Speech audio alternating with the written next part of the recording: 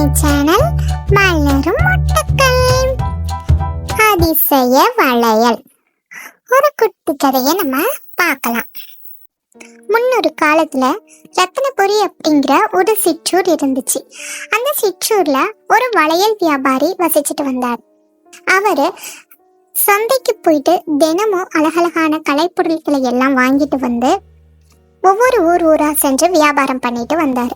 அப்படி ஒரு நாள் அவரும் அவரோட மனைவியும் சந்தையில் போயிட்டு நிறைய கலைப்பொருட்களை எல்லாம் வாங்கிட்டு வந்து வீட்டில் வந்து நிறைய தரம் பிரிச்சுட்டு இருந்தாங்க.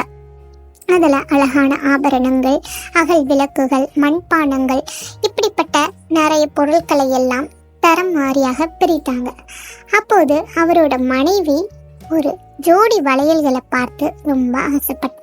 இந்த வளையல்களை நானே வச்சுக்கிட்டுமா, பார்க்கறதுக்கு அவ்வளவு அழகா இருக்கு அப்படின்னு சொல்லிட்டு இருந்தார். ஆனால் அவரோ இதை ஒருத்தர் ஏற்கனவே முன்பதிவு பண்ணிட்டாரு, அதனால இதை நாளைக்கு அவர்கிட்ட கொண்டு நான் சேர்க்கணும் அப்படின்னு சொல்லிட்டு நிராகரிச்சிட்டாரு. அதனால அவளோட மனைவிக்கு ரொம்ப சுகமாயிடுச்சு. ஆனால் அவ என்ன பண்ணா, அன்னைக்கு இரவே அந்த ஒரு ஜோடி வளையல்களை எடுத்து தன்னோட ஒரு பெட்டியில மறைச்சு வச்சுட்டா. இது அவளோட கணவருக்கு தெரியாது. அடுத்த நாள் காலை ஆனது. எப்பவும் போல அந்த வியாபாரி எல்லா பொருட்களையும் மூட்டையாக கட்டிட்டு ஒவ்வொரு ஊருக்கும் வியாபாரம் பண்ணுவதற்கு தயாராக ஆனார். மனைவியும் அவரை சந்தோஷத்தோட வழி அனுப்பி வச்சா. சரி, நான் போயிட்டு எல்லா ஊர்லேயும் என்னோட வியாபாரத்தை முடிச்சுட்டு சாயங்காலம் வந்துடுறேன் அப்படின்னு சொல்லிட்டு கிளம்பிட்டார். அவர் கிளம்புனதோ மனைவி தன்னோட பெட்டியில மறைச்சு வச்சிருந்தா இல்லையா அந்த வளையல்களை போய் திறந்து பார்த்தா. ஆனா அங்க அந்த ஜோடி வளையல்கள் இல்லை. அவளுக்கு ஒரே சங்கடமா போயிடுச்சு. ஐயோ, இங்கேதானே அந்த வளையல்களை வச்சேன், எங்க போச்சுன்னு தெரியலையே, அவருக்கு கூட தெரியாதே அப்படின்னு சொல்லி புலம்பி தவிச்சா. ஆனா அந்த வளையல்களோட கதை என்னன்னு தெரியுமா? இந்த 2 வளையல்களும் 2 திருடர்களாக மாறினாங்க.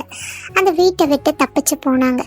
ஏன் அப்படின்னா, முன்னொரு காலத்துல ஒரு ரிஷி தவம் பண்ணி கொண்டு இருந்தாரு. அவர்கிட்ட இருந்த கமண்டலத்தை இவங்க திருடிட்டு போயிட்டாங்க.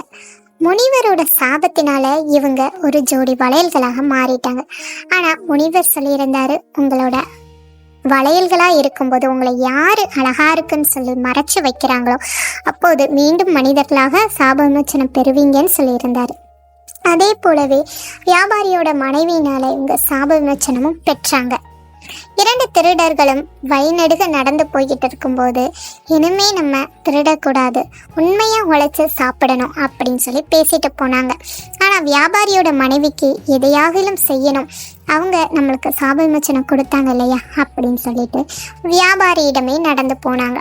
இந்த வியாபாரி அன்னைக்கு முழுவதும் எந்த ஒரு வியாபாரமும் சரியா நடக்காததுனால சோர்வா நடந்து வந்துட்டு இருந்தாரு.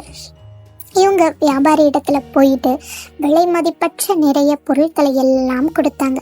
ஐயா, இது இந்த ஊர் தலைவரோடது, நாங்கள் திருடர்களா இருக்கும்போது இது அவரிடத்துல இருந்து திருடணும், ஆனா இப்போது நாங்க மாறிட்டோம், திருந்திட்டோம், நீங்க கொண்டு கொடுங்க, இந்த புதர்ல இருந்து எடுத்தோம்னு சொல்லுங்க, உங்களுக்கு சன்மானங்களை கொடுப்பாரு அப்படின்னு சொல்லி அவங்களோட கதைகளை எல்லாம் சொன்னார்.